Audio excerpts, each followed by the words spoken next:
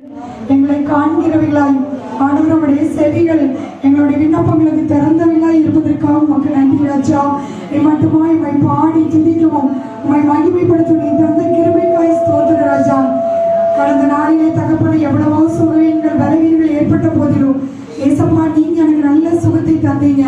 ஆண்டவரே எல்லாருடைய ஜபங்களை கேட்டு ஏசப்பா இந்த ஜப வீட்டில கத்தாவே திரும்பமாய் தகப்பனே ஆண்டவரே இந்த ஜபத்தை ஆரம்பிக்கும்படி கத்தர் கிருபை தந்தி நன்றி அப்பா. இந்த நாளிலே கத்தர் அவர்களோ மூலமா எங்களோடு கூட நீங்க பேசுங்க. வந்திருக்கிற ஒவ்வொருவருக்கும் ஆண்டவரே பிரயோஜனமானவர்களை போதித்து ஆண்டவரே ஒவ்வொருவரை நீர் உயிர்ப்பிப்பதற்காக ஸ்தோத்திரம். ஒவ்வொருவருடைய உள்ளத்துக்குள் இருக்கிற பாரங்களை எடுத்ததுக்காக உமக்கு நன்றி ஏசப்பா. இந்த நாளில் உடைய வார்த்தையை கேட்கும் போது ஒவ்வொருவருடைய வாழ்க்கையிலும் அற்புதங்களை அதிசயங்களை எனக்கு செய்வதற்காக உமக்கு நன்றி அப்பா. உங்களுடைய கரத்தில் எங்களை தாழ்த்தி ஒப்பு கொடுக்கிறோம் ஆண்டவரே. மீதியான வேலையுடைய கரத்திலே கொடுக்கிறோம். இயேசுவின் நாமத்திலே ஜெபிக்கிறோம் நல்ல பிதாவே.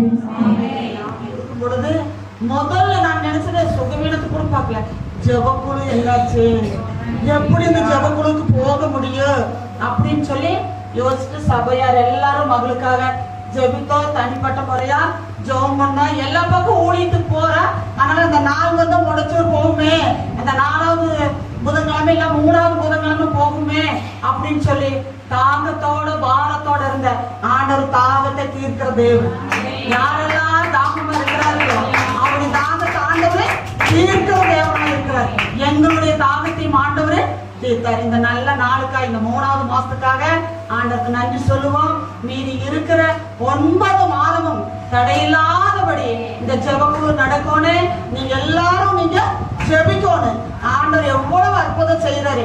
இனி வருகிற நாட்கள்ல இது அற்புதத்தின் சபை கூடுதலா இருக்கணும். ஒவ்வொரு வாரமும் அற்புதங்களை அடையாளங்களை ஆண்டவர் செய்யறாருன்னு சொல்லி சாட்சியா வந்து நிற்பது. கேட்கிறவங்க எல்லாத்துக்கும் அற்புதம். கேளுங்கள் கொடுக்கப்படும். யாரெல்லாம் கேட்கிறோமோ அவங்களுக்கு எல்லாத்துக்கும் ஆண்டவர் அற்புதம் செய்கிற ஆண்டவரா இருக்கிறாரு. கேட்கலன்னா அது கிடைக்கும். இங்க வந்திருக்கிற ஒவ்வொருவருக்கா அம்மாமாருங்க சகோதரிமாருங்க மக எல்லாரும் வந்திருக்கிறீங்க. காலம் ரொம்ப பக்கத்துல இருக்குது. காலமினி செல்லாதே போதாதுன்னு சொல்லிக்கிறேன். அப்ப காலத்தையும் நேரத்தையும் நம்ம என்ன பண்ணிக்கணுங்க, பிரயோஜனப்படுத்திக்கணும். அதனால 2 மாசம் வர முடியல, இது மாதிரி என்ன நடக்கும்னு நம்மளுக்கு தெரியாது. அதனால ஒவ்வொரு மாசம் ஒவ்வொரு வாரமும் இந்த இடத்துல ஜெபம் நடந்துட்டு இருக்குது. தயவு செய்து புதன்கிழமையான பரலோகத்துக்கு போறேன்னு வாங்க, சரிங்களா? இந்த ருசிங்க நீங்க சும்மா சும்மா போறதில்ல, வரவங்களை எல்லாம் ஆண்டவர் ஆசீர்வதிச்சு தான் அனுப்புறாரு. அவருடைய ராஜ்யத்துக்கு வந்தா திரும்பி சும்மா போறதில்ல, அவர் ஆசீர்வதிச்சு நீங்க கேட்டாலும் சரி கேட்காட்டும் சரி உங்களுக்கு என்ன தேவைன்னு சொல்லி ஆண்டவருக்கு தெரியும். நீங்க தொடர்ந்து வந்து பாருங்க. 4 புதன்கிழமையுமே இந்த இடத்துக்கு வந்து நீங்க வர்ற வேண்டுதல் விண்ணப்பம் எல்லாத்தையும் ஆண்டவர் அறிஞ்சிருக்கிறாரு. நான் வந்து உங்க முகத்தை மாத்திரம் பார்க்கிறேன். மகள் இப்படி வந்து முகத்தை பார்த்து பரவாயில்ல நல்லா இருக்கு அப்படி இருதயத்தை பார்க்கிற தேவன், இருதயத்தின் நினைவுகளை அந்தரங்குகளை அறிந்த ஆண்டவர். இந்த புதன்கிழமை ஜெபம் இந்த முடச்சூர்ல ஒரு பெரிய எழுப்புதல் உண்டாகும். என்னங்க ஆமா எங்களுக்கு இருக்கிற இடத்துல ஒரு வைராக்கியம், இது ஒரு எழுப்புதல் ஒரு சபையா இருக்கணும், சரிங்களா? எனக்கு 2 மாசம் மகளுடைய சூழ்நிலை அது ஆண்டவர் தெரிஞ்சாரு. ஜெபம் பண்ண கர்த்தர் கொண்டு வந்துட்டார், சரிங்களா?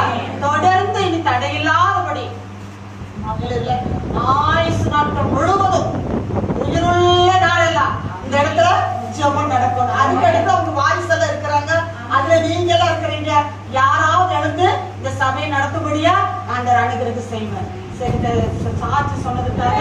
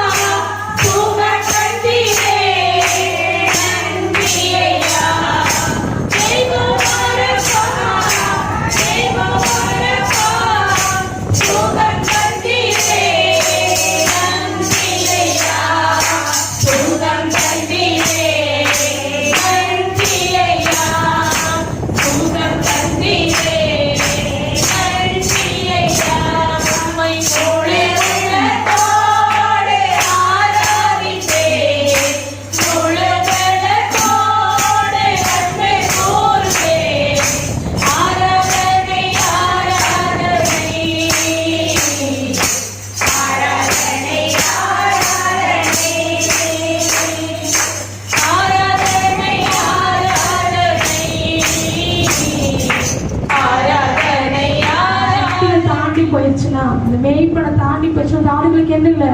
பாதுகாப்பு இல்லை. இன்றைக்கு இங்கே கூடி வந்திருக்கிற ஒவ்வொருவரையும் கர்த்தர் பார்த்து சொல்லுது, அவருடைய கை வசனம் இப்படியா சொல்லுகிறது, நாம் அவருடைய கைக்குள்ளான ஆடுகள், அவருடைய மேய்ச்சலுமான ஆடுகளுமா இருக்குது சங்கீதத்துல ஆண்டவர் சொல்றாரு. அப்போ நம்ம அவர் கைக்குள்ள இருந்தா போது நம்மளுக்கு என்ன இருக்குது? பாதுகாப்பு இருக்குது. அடுத்த அதிகாலையில இருந்து அவரை நோக்கி பாருங்க, அவரை தேடுங்க, அந்த நாள் முழுதும் உங்களுக்கு நல்ல ஒரு பாதுகாப்பு. இந்த காலகட்டத்துல எது வேணும் தெரியுங்களா? நிச்சயமா ஒரு பாதுகாப்பு வேணும். வீட்டை விட்டு வெளியில போயிட்டு வீட்டுக்கு வந்தாதான் நிச்சயம். எல்லா ஸ்கூலுக்கு போற குழந்தைங்க, வேலைக்கு போற பெரியவங்க, எதுக்கு போனாலும், ஹாஸ்டலுக்கே போனாலும் ஜீவனோட வந்தாதான் அது நிஜமா இருக்குது. தினமும் நம்ம வாழ்க்கையில் ஒரு பாதுகாப்பு வேணும்னா நம்ம யாரை பார்க்கணும்? ஆண்டவரை பார்க்கணும். நம்ம எல்லாரும் கண்களை மூடி ஆண்டவத்துல ஒப்பு கொடுப்போமா?